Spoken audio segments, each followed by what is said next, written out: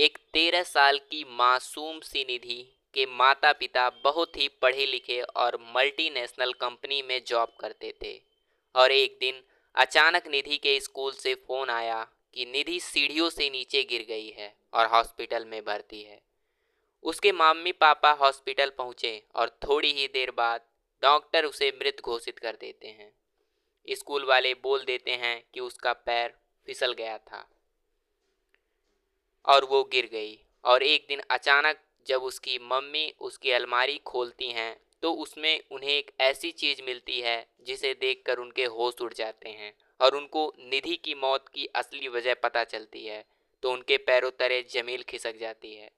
सुबह के 7:30 बजे थे जब निधि के स्कूल के लिए तैयार हो चुकी थी। वह चुपके से ऊपर मम्मी के बेडरूम में गई और धीरे से डोर सरकाया तो देखा सारा सामान बिखरा पड़ा था। नीचे ड्राइंग रूम में आई तो पापा सोफे पर बेसुध सो रहे थे। अपने रूम में आकर उसने अपनी गुल्लक में से 50 रुपए निकाल कर पॉकेट में रख लिया और बैग उठाकर बस के लिए निकलने लगी। तो सरोज आई।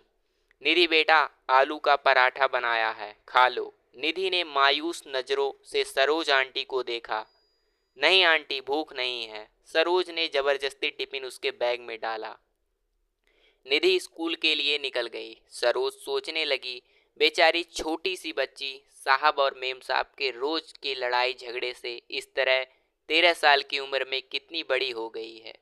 सरोज पिछले 10 साल से नेहा व नरेश के यहाँ काम कर रही है। दोनों पति पत्नी मल्टीनेशनल कंपनी में ऊंचे पदों पर कार्यरत हैं। निधि उनकी इकलौती बेटी है। किसी चीज की कोई कमी नहीं है, पर हर समय दोनों एक दूसरे से लड़ते रहते हैं। नरेश पिछले कुछ समय से नेहा से तलाक चाह रहा है और चाहता है कि निधि की जिम्मेदारी नेहा उठाए, और नेहा निधि की जिम्मेदारी नरेश को देने के साथ जायदाद में हिस्सा चाहती है। इस कारण दोनों लड़ते रहते हैं। बच्चे की जिम्मेदारी कोई नहीं लेना चाहता, इसीलिए दोनों एक दूसरे के लिए अपशब्दों का इस्तेमाल करते हैं। बेचारी निधि स्कूल से घर आकर अपने कमरे में दुबक जाती है। केवल सरोज आंटी से ही बात करती है। रोज की तरह नेहा और नरेश ने नाश्ता अपने अपने कमरे में किया और ऑफिस के लिए निकल गए। करीब 12 बजे स्कूल से कॉल आया कि जल्दी हॉस्पिटल पहुंचो, निधि को चोट आई है। हॉस्पिटल पहुंचकर पता चला कि निधि बहुत ऊपर से सीढ़ियों से गिर गई है। आईसीयू में रखा गया था। ऑपरेशन की तैयारी हो रही थी। सिर में बहुत गहरी चोट आई थी। ऑपरेशन शुरू हुआ पर जिंदगी मौत से हार गई। नेहा और नरेश स्तब्ध रह गए। उन्हें ऐसा झटका लगा था कि अपनी सुध-बुध ही खो बैठे थे। निधि की दादी भी आ गई थी। बेटा बहू को देखकर नफरत से मुंह फेर लिया। पूछताछ हुई। टीचर स्टूडेंट सभी के बयान लिए गए। यही पता चला कि बैलेंस बिगड़ने से नीचे गिर गई। 13वीं निपटने के बाद नरेश ने अपनी मां को रोकना चाहा, पर उन्होंने आंखों में आंसू भरकर कहा, तुम दोनों खूनी हो, तुम्हारी जिद मेरी पोती को खा गई। मैं उसे अपने साथ ले जाना चाहती थी, पर तुम दोनों ने उसे अपने अहम का मोहरा बनाकर उसकी जान ले ली। माँ चली गई। सरोज तब से सदमे में थी। फिर उसने जैसे तैसे होश संभाला। नरेश और नेहा से कहा, मेम साहब, मैं यहाँ अब नहीं रह पाऊंगी। इस घर की दीवारें मेरी निधि की सिसकियों से भरी हैं। उसे मैंने कभी अपनी गोद में तो कभी छिपकर रोते हुए देखा है। मेरा मन किया कि उसे लेकर भाग जाऊं, पर मैं डरपोक थी।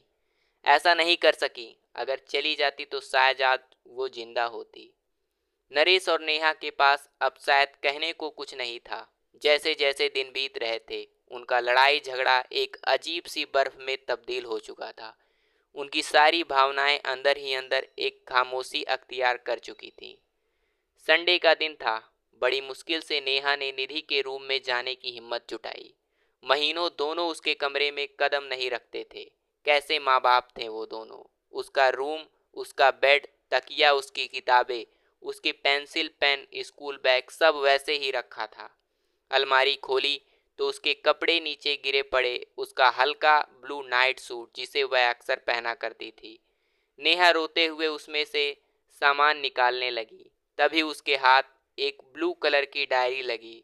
उसने कांपते हाथों से उसे खोला। आगे के कुछ पेज फटे हुए थे।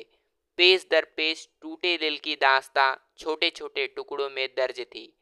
मम्मी पापा, मैं आपको डियर नहीं लिखूंगी क्योंकि डियर का मीनिंग प्यारा होता है। पापा, आप मम्मी को कहते हो कि तुम्हारी बेटी है, और मम्मी, आप पापा को कहते हो तुम्हारी बेटी है। आप दोनों ये क्यों नहीं कहते कि हमारी बेटी है? मम्मी, पता है, जब मैं मामी जी के घर जाती हूँ ना, तो मामी और मामा मुझे बहुत प्यार करते हैं।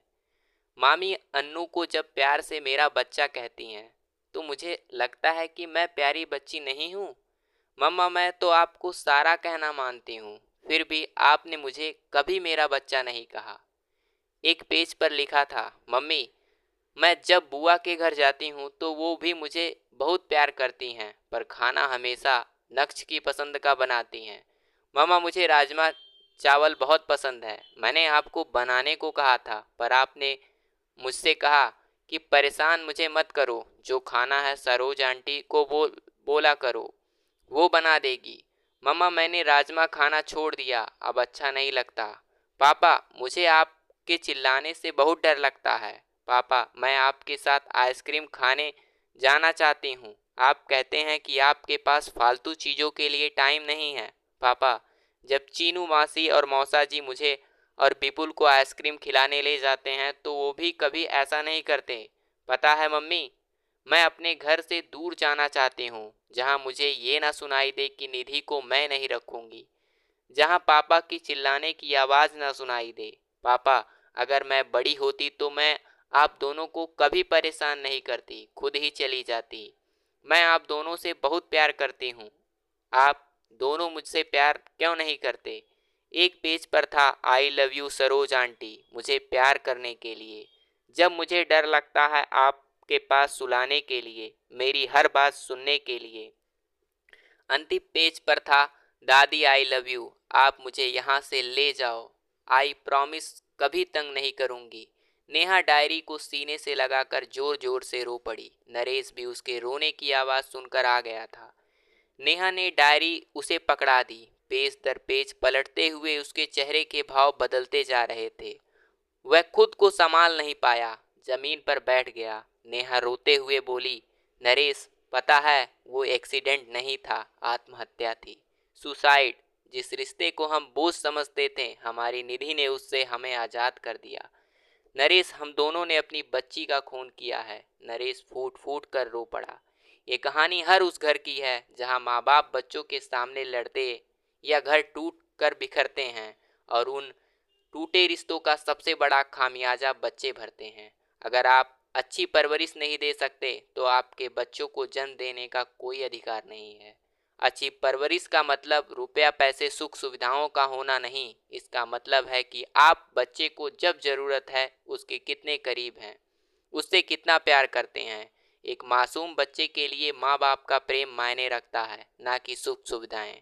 तो दोस्तों, आपको यह कहानी कैसी लगी कमेंट बॉक्स में अपनी राय ज़रूर दीजिएगा, और यह कहानी अच्छी लगी तो वीडियो को लाइक करके चैनल को सब्सक्राइब करना मत भूलिएगा। फिर मिलेंगे एक नई सीख के साथ एक नए वीडियो में, तब तक के लिए धन्यवाद।